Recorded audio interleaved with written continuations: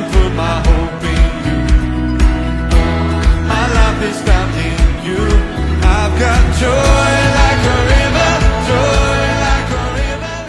Selamat datang bagi Bapak Ibu, saudara-saudara yang baru pertama kali hadir di ibadah Evangelism Serpong.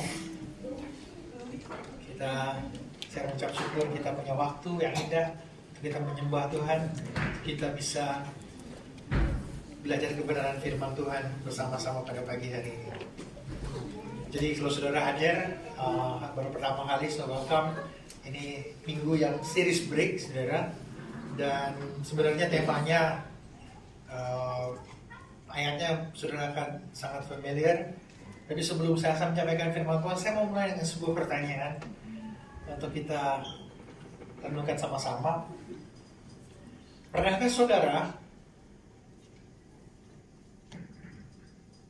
dalam satu keadaan atau situasi di mana saudara perlu memberikan sesuatu, hadiah atau kado buat seseorang yang sepertinya udah punya semuanya? Saudara pernah mau dikasih apa lagi gitu ya? Handphonenya udah paling baru gitu ya, mobilnya udah paling baru. Aslinya mau dikasih apa lagi, udah punya semuanya. Saudara pernah kondisi seperti itu? Saudara bingung? Atau saya aja yang pernah? Oke. Sama mungkin kita pernah di mana kita, aduh, dikasih apa lagi ya? Kayaknya ini mau dikasih sesuatu, ya udah punya, kayaknya banyak. Padahal dia udah kasih orang banyak gitu. Kita mau kasih dia apa lagi? Okay? Saya mengalami juga hal seperti itu, mau dikasih apa lagi? Dan hari ini kalau kita baca ayat yang kita mungkin udah cukup familiar. Jadi waktu saya, by the way, kami menyiapkan seri firman Tuhan itu di tim pastoral di Jakarta dan Serpong ya. Kita sama-sama 1 tahun kita akan membagikan firman Tuhan, topiknya apa, dari kitab apa, dari bagian apa. Dan ini adalah series break di mana kita sama-sama akan membagikan dari Amsal yang berhubungan sebenarnya dengan memberi, dengan mungkin kalau kita baca sama-sama, saya udah tahu nih arahnya khotbah ini bakalan gue disuruh memberi persembahan gitu ya. Mari kita undang Bapak Ibu untuk bangkit berdiri. Kita akan baca firman Tuhan, ayat yang cukup familiar buat kita, dari Amsal 3 ayat 9 dan 10. Kemudian kita akan berdoa sekali lagi untuk firman Tuhan yang akan kita dengar bersama-sama. Amsal 3 ayat 9 dan 10. Demikian firman Tuhan. Muliakanlah Tuhan dengan hartamu dan dengan segala hasil pertama dari segala penghasilanmu. Maka lumbung-lumbungmu akan diisi penuh sampai melimpah-limpah, dan bejana peperahanmu akan meluap dengan air buah anggurnya. Mari kita berdoa. Bapa, di dalam nama Tuhan Yesus, waktu kami mempelajari firman Tuhan, mendengar firman-Mu pada pagi hari ini bersama-sama, kami berdoa biar Kau yang menyingkapkan isi hati-Mu Tuhan. Bagaimana kami memberi dan bagaimana kami mengalami kelimpahan yang sesungguhnya seperti yang firman-Mu katakan. Di dalam nama Tuhan Yesus kami berdoa. Amin. Amin. Silakan dulu Bapak Ibu Saudara yang terkasih. Dan teman-teman yang di sini juga mungkin yang aktif di sosial media, ini bagian ayat yang pokoknya kalau kamu memberi, kamu akan berlimpah gitu ya. Sudah dengar itu ya. Dan ini sebuah topik, kalau di sosial media, topik yang namanya kasih perpuluhan, masih berlaku atau enggak gitu ya. Kasih persembahan, pokoknya harus diberkati, kalau enggak, terus kemudian ada ayat yang dipakai buat nodong gitu istilahnya. Kalau kamu nggak kasih perpuluhan, kamu dikutuk Tuhan, aslinya di Maliaki 3 gitu ya. Nah, waktu saya baca ayat ini, saya merenungkan bolak-balik, arahnya agak berbeda, dan pagi hari ini saya berdoa firman Tuhan ini berbicara buat setiap dari kita.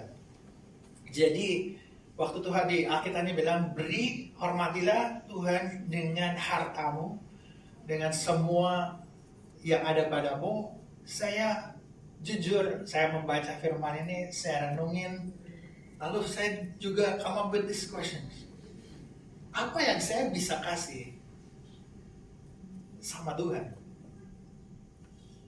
Saudara bayangin kalau ada orang yang saudara pernah ngalamin mau memberi, yang mau dikasih itu susah gitu ya.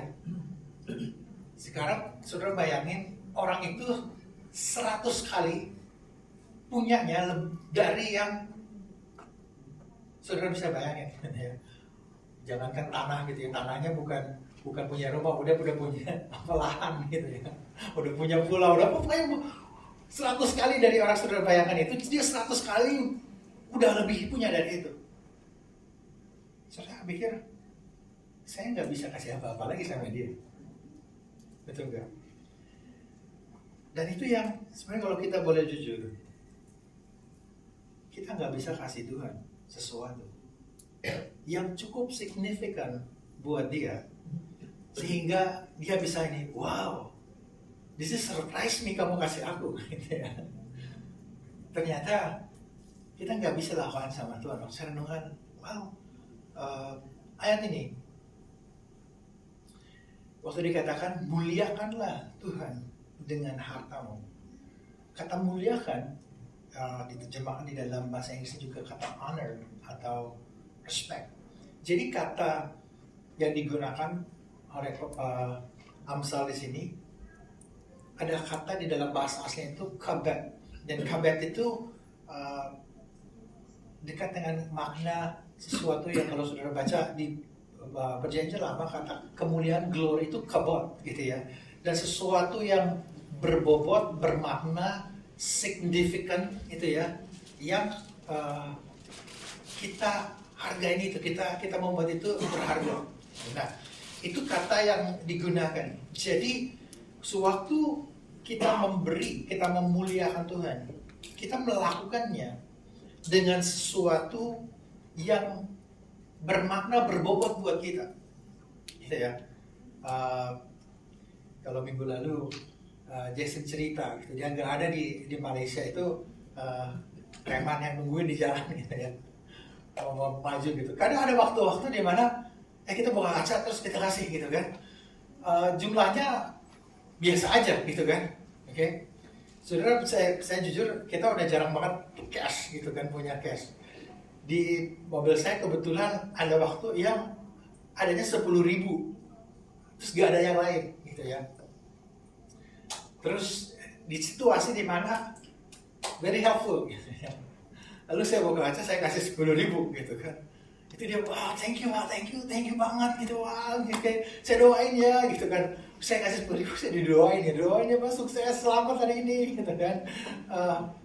Sesuatu yang 10.000 itu nilai yang mungkin dia jarang dapat gitu kan. Dan waktu itu, wow, this is significant, this is matter, this is valuable. Nah, waktu ayatnya mengatakan to do something yang valuable, itu berbicara sesuatu yang maknanya begitu besar. Ya, biasanya berhubungan erat dengan emas, dengan sesuatu yang seorang itu memberi. Nah, sewaktu kita memberi kepada Tuhan, ini sesuatu yang valuable, sesuatu yang besar. Tetapi kalau kita boleh jujur, dia justru yang punya semuanya. Apa yang kita punya datang dari dia, dan kita ada di dalam kepemilikannya dia. Jadi kita nggak bisa kasih sesuatu sama dia. Waktu saya baca, renungkan ini, saya bilang, Tuhan, ini agak-agak kontroversial, kontradiksi buat saya. Kamu suruh kasih saya ayat untuk beri, tapi yang itu barangnya punya kamu juga, gitu ya. Nah, saya nggak tahu teman-teman di sini yang beberapa teman-teman kuliah gitu kan, masih belum punya penghasilan. Waktu kita kasih sesuatu kepada orang tua kita, ya sebenarnya uangnya uang mereka juga gitu ya. Saya nggak tahu teman-teman di sini. Ayah saya baru ulang tahun kemarin gitu kan. Jadi ya kita kasih sesuatu, ya kita mau kasih dia apa gitu. Jadi ya kita sama-sama, kayak aku yang bawa makanan ini, kita yang bawa kopi, kita yang bawa es krim, kita bawa something yang pada intinya yang kita harus keluar dari diri kita, dari hati kita. Sesuatu not just material things, tapi sesuatu yang dari dalam diri kita. Dan ayat Di Mazmur 24 mengatakan bahwa dia itu yang punya semuanya. Jadi di satu sisi kita nggak bisa kasih dia, kan semuanya itu punya dia juga pada akhirnya. Tetapi ada sesuatu yang menarik, mengapa Alkitab minta kita, ajarin kita untuk memberi, menghormati Tuhan dari something yang significant yang Tuhan percayakan kepada kita.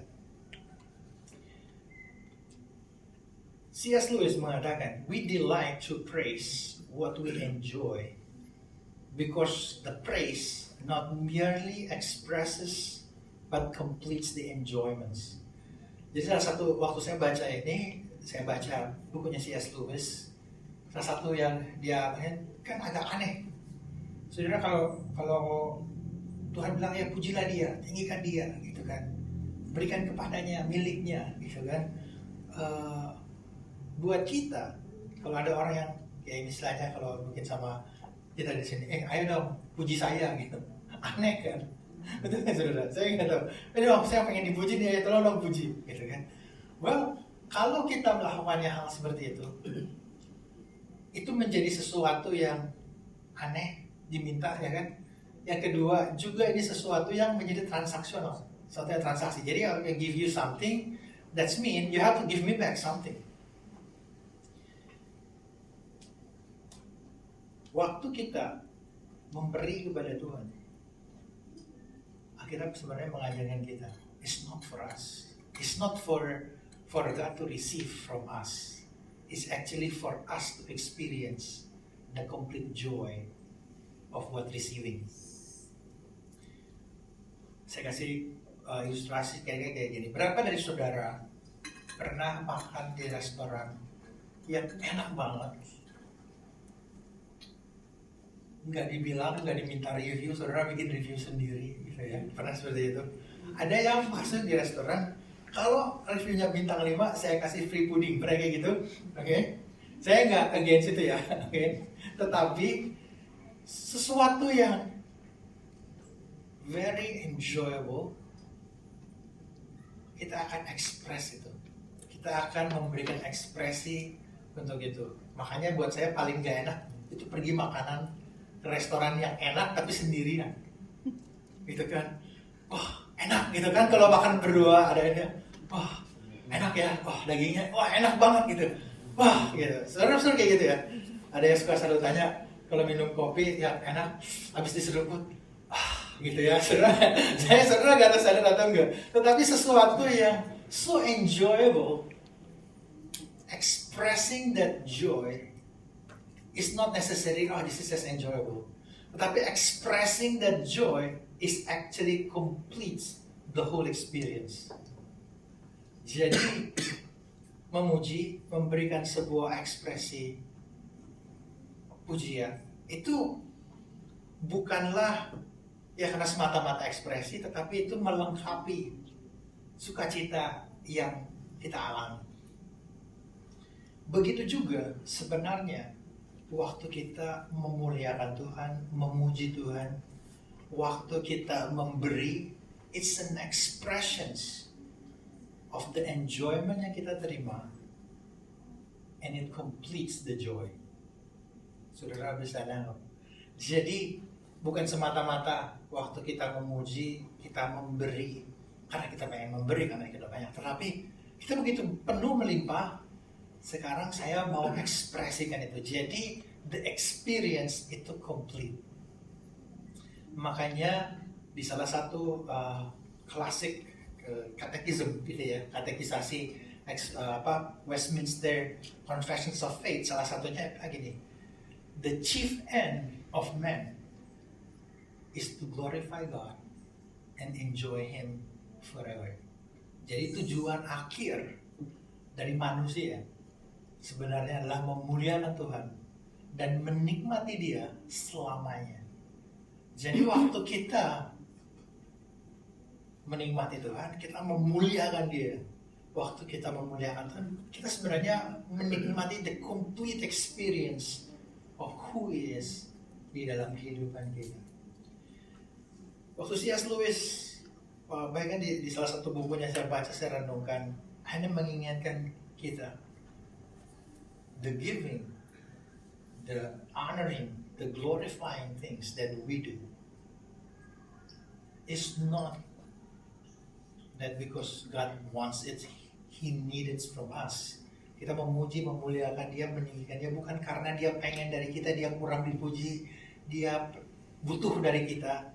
Tapi sebenarnya waktu kita memuji Tuhan, itu melengkapi seluruh pengalaman kita di dalam hubungan yang indah yang kita miliki di dalam Dia.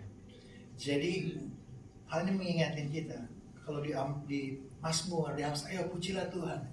Karena apa? Karena itu sesuatu yang kayaknya nggak bisa kita tahan. Saya ingat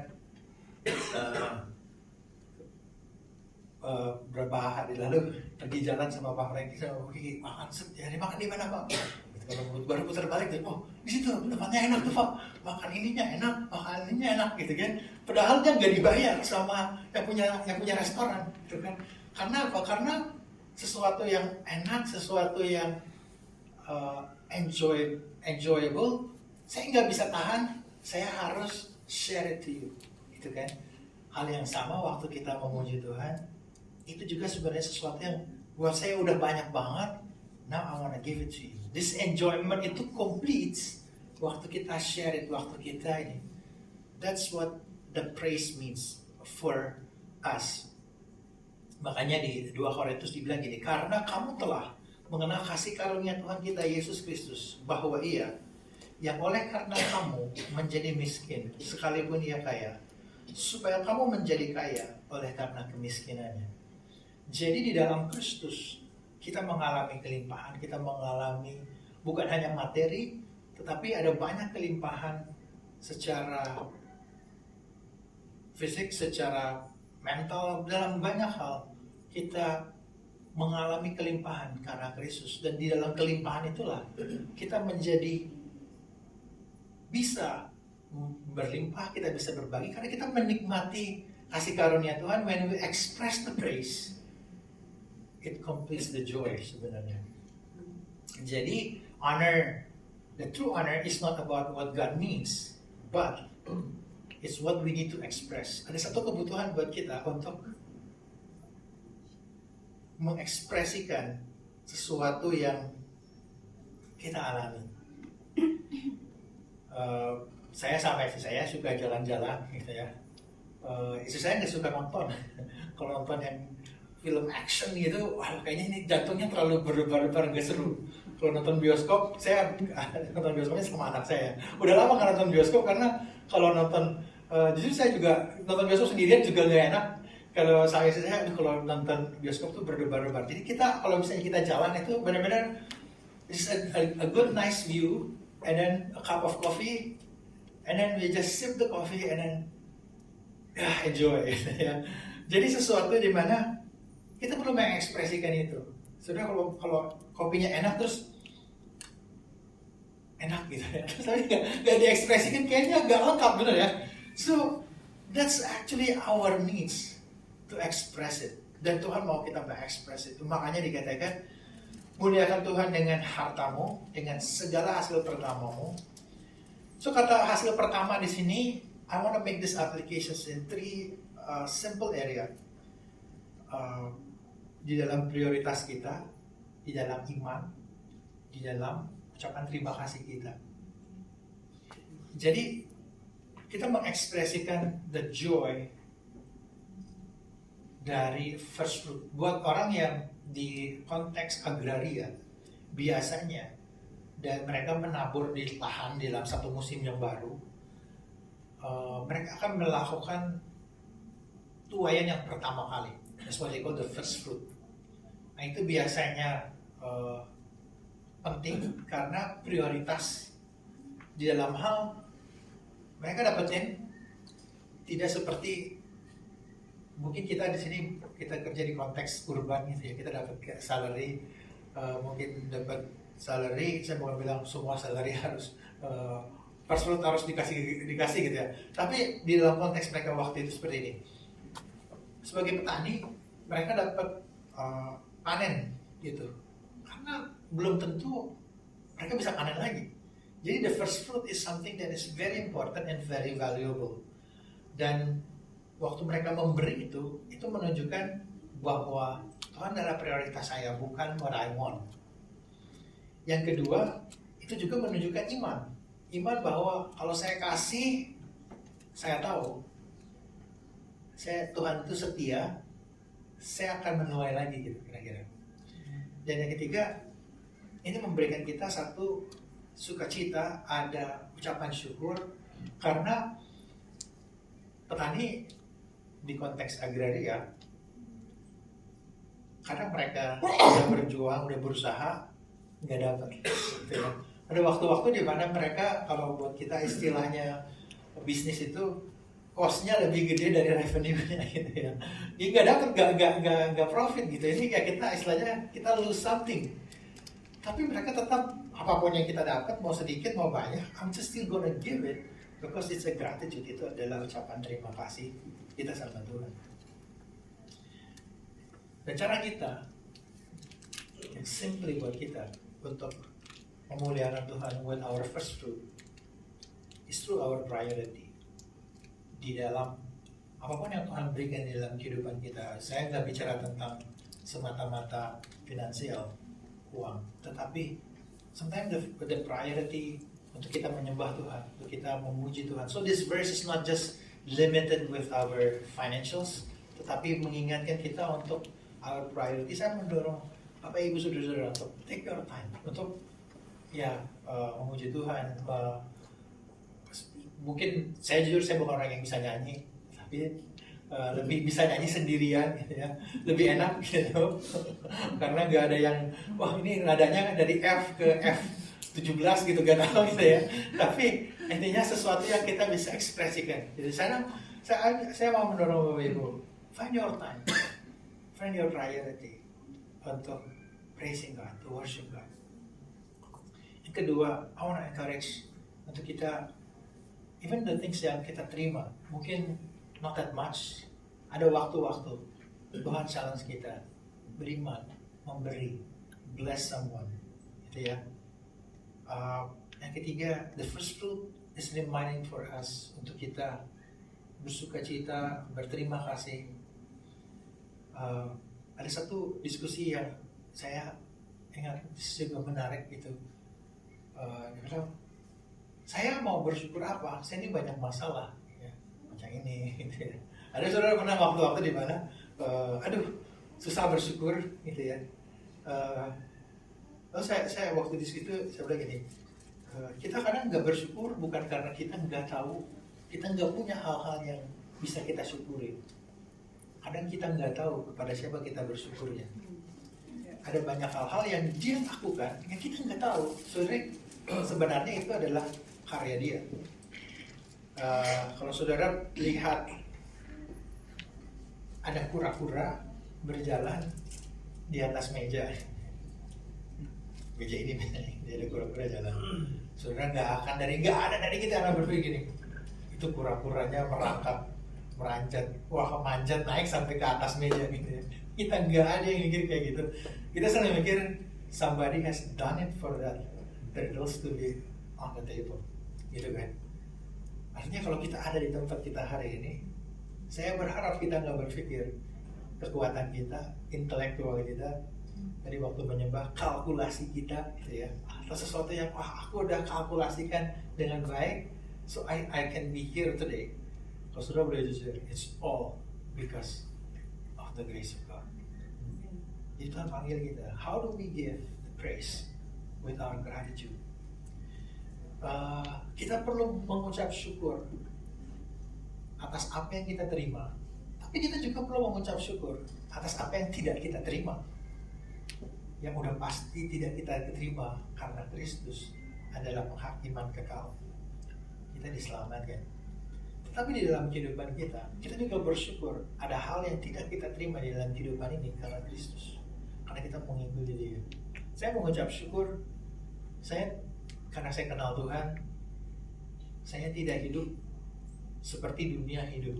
Jadi saya tidak harus menjalani problem-problem yang dialami oleh orang-orang yang tidak kenal Tuhan. Saya mengucap syukur. Ada banyak hal yang kita lewati dalam kehidupan kita yang tidak kita terima. kita mengucap syukur. Ada perlindungan Tuhan, ada kesehatan, kita nggak ini menghadapi tantangan yang tidak seharusnya kita hadapi. Itu semua, kalau sudah lihat, kita mengucap syukur. Ada satu, karena bercanda gitu, tapi ada lucunya gitu ya. Ada teman saya di kecopetan gitu, terus udah kesel banget ya, ini repot kan, ngurusin KTP, ngurusin semuanya di bank dan sebagainya. Terus udah bilang, ya saya mengucap syukur dompet saya copet gitu kan. Kenapa mengucap syukur ya? Ya nggak tahu sih mau diberkati Tuhan apa gitu kan. Tapi saya mengucap syukur karena Yesus, saya bukan copetnya. Karena Yesus, saya bukan pencopet itu gitu kan. Maksudnya oh iya, dulu saya kalau saya nggak di Tuhan, waduh, saya udah jadi copet sih sebenarnya gitu dia bilang kan. Jadi sesuatu yang kalau kita di dalam Kristus, kita mengucap syukur bahwa kita nggak terima apa yang seharusnya kita terima, kita nggak alami yang kita alami karena anugerah Tuhan. Okay. The other part, waktu bicara wealth, now this is the applications juga. Tuhan ingin kita, how do we honor God? Kita memberikan kemuliaan buat Dia, kita express our joy lewat our generosity. Itu di area keuangan kita. Now this is part as finance. Yang kedua, our opportunity and also our relationship. What I mean by finance is, of course, secara finansial Tuhan panggil kita untuk memberi. Saya berharap kita memberi, dan saya berharap kita tidak dari panggungnya menggunakan ayat untuk saudara harus beri, kalau gak beri gak diberkatin Tuhan. No, tapi saudara, kita memberi dari generosity, kelimpahan yang Tuhan kasih sama kita. Now I wanna give it to you. Ini yang membuat kita bisa memberi secara finansial, tidak transaksional. Artinya gini, Tuhan kalau saya, kadang apa kita bisa pakai ayat buat todong Tuhan balik kan. Tuhan saya udah dapur nih, kan 30, 40, 60, 100 kali lipat ya kan, ini belum 100 nih Tuhan, baru 5 kali, belum 100 kali, kita yang nodong Tuhan balik gitu kan. Oke, kan itu apa? Kita menjadi sesuatu yang transaksional. Kayak tadi, saya udah kasih review bintang 5, kok pudingnya nggak keluar gitu ya. Sebenarnya gitu ya. Artinya transaksional. Jadi the praise is not really the praise karena aku ngarepin itu balik dulu, right? So that's not what God wants from us. Jadi waktu kita memberi di area finansial, it's really out of the fullness yang Tuhan berikan sama kita, dan it's complete the joy for us. Jadinya kita jadi nggak hitung-hitung. Saya persembahan yang tanggal sekian itu belum 100 kali, yang tanggal bulan ini belum Tuhan. Gitu ya. Nanti saya mau kasih yang bulan ini kurang dikit lah boleh ya, kan itu belum lunas gitu kan. Kita nggak bisa.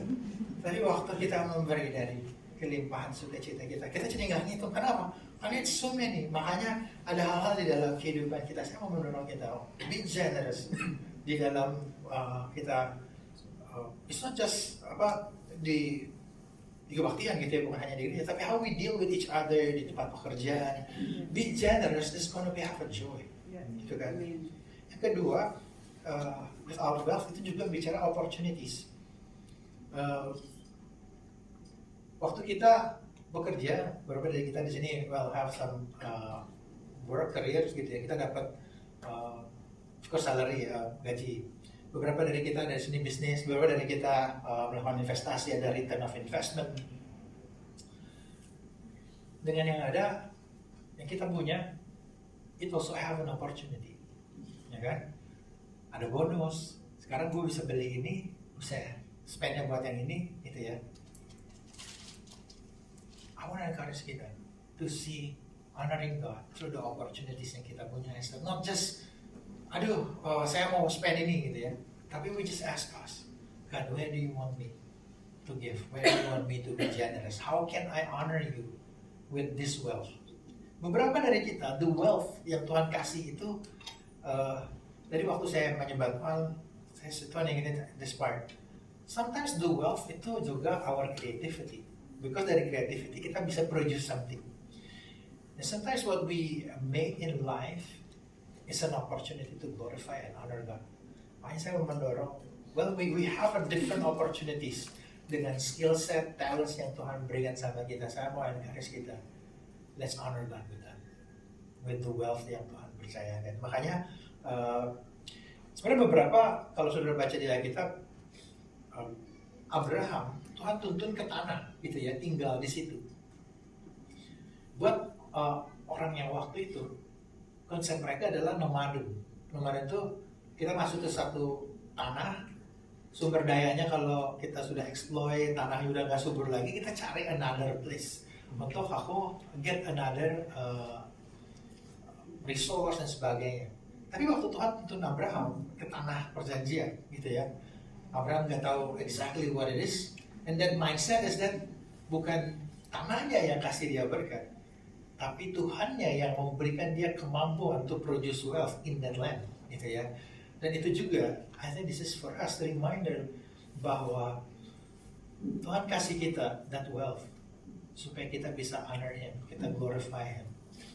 Jadi kalau ada mungkin beberapa dari sini, saya tahu teman-teman di sini yang kerja di korporasi yang jam kerjanya kalau bisa satu hari 24 jam di full gitu ya. Kalau speedometer itu udah mentok gitu RPM-nya. I don't know it, tapi the key is really God give you that ability to produce. Jadi you can be a blessing in the corporate, dimanapun Tuhan tempat itu. Yang ketiga, the wealth is also from our relationship. Saya mau emphasis di waktu saya siapin ini, be generous di dalam kita dealings with each other, especially bukan hanya di gereja. Saya mendorong kita be generous in the way we deal with the people di tempat kerjaan kita. That will honor God.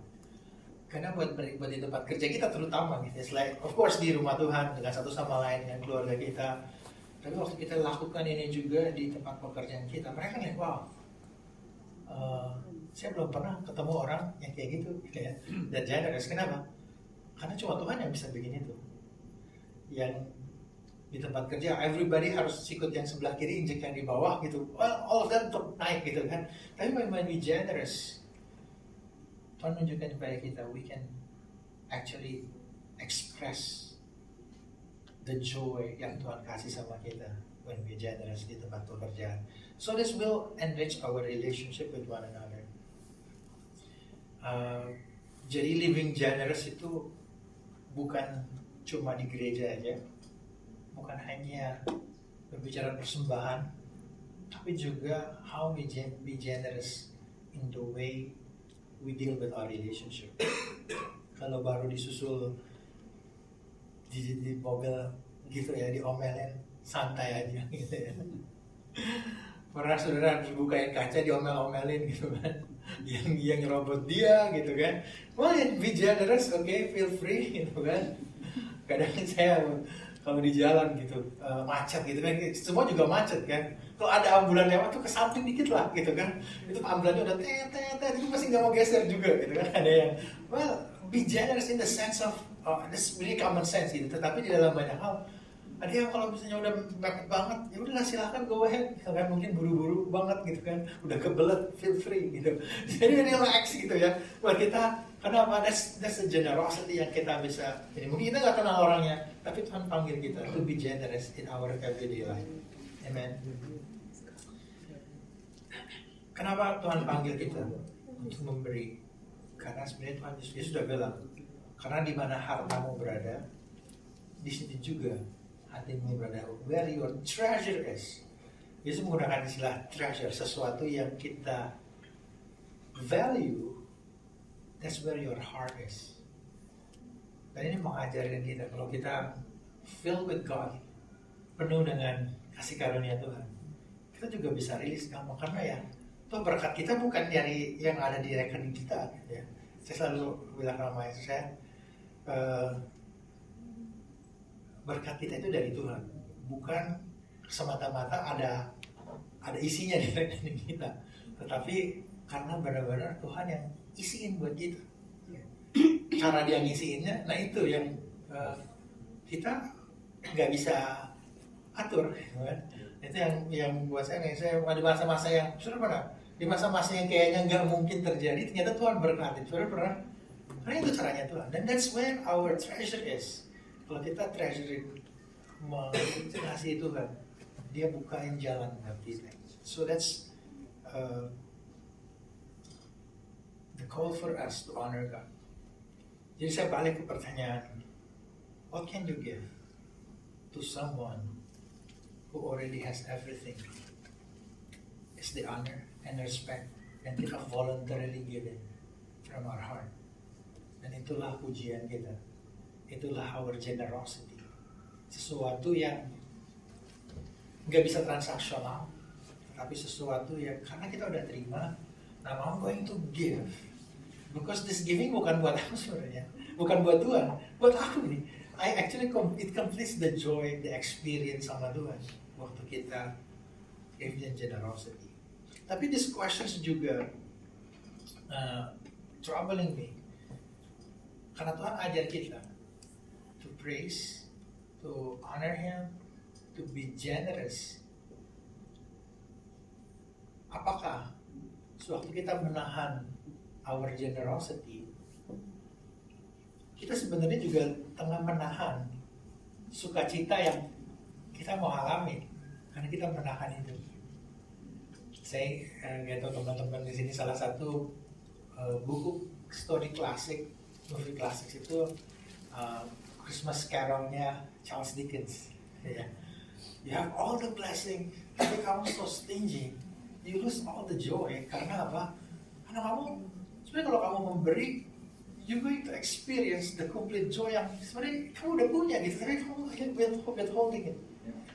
Dan biar hari ini firman Tuhan di Amsal mengingatkan kita mau menghormati Dia, kita mau memuji Dia, kita mau give what God entrusted to us with gratitude. Kita generous di dalam priority kita, di dalam iman kita, gimana kita bisa bersyukur, dan juga di area yang Tuhan percayakan sama kita, the wealth. That is, let's use it for His glory. Kita akan menyembah Tuhan. I want to take this time untuk kita memuji Tuhan. Saya nggak minta persembahan. Tapi saya mau mengajak kita, saya menyiapkan ayat ini, saya berdoa Tuhan, saya bisa kasih Tuhan apa? Rumah, mobil. Tuhan udah punya semuanya, Tuhan nggak perlu itu. Tapi waktu saya mengucap syukur, all the goodness of God yang saya terima, saya alami buat anak-anak saya. Benar Tuhan buat saya Tuhan menyediakan uang kuliah, uang sekolah buat anak-anak. Caranya cara luar biasa gitu ya. Kalau kita sudah bercanda ya, kita selalu mau pas-pasan gitu ya. Pas mau bayar uang kuliah duitnya ada, pas harus beli tiket duitnya ada yang pas-pasan gitu ya. It's all the grace of God gitu. Dan salah satunya saya bilang, God, saya bersyukur Tuhan provide, dan the wealth itu bukan semata-mata finansial, tapi lewat hubungan, lewat hal yang baik yang out of nowhere kita bisa pikir. Dan pagi hari ini waktu kita menyembah Tuhan, I wanna take this time as we worship. Saya mau percaya, saya mau mengizinkan Tuhan menjamah kita dan mengizinkan Dia memenuhi hati kita supaya kita bisa merespon firman Tuhan. And we can say, God, I want to complete the joy by praising You, by worshiping You with all the heart that we can have. Saya mengajak kita bangkit berdiri as we worship. Kita nggak diburu waktu, kita nggak buru-buru, so let's take the time to worship and let God minister to us so we can praise Him. Amen.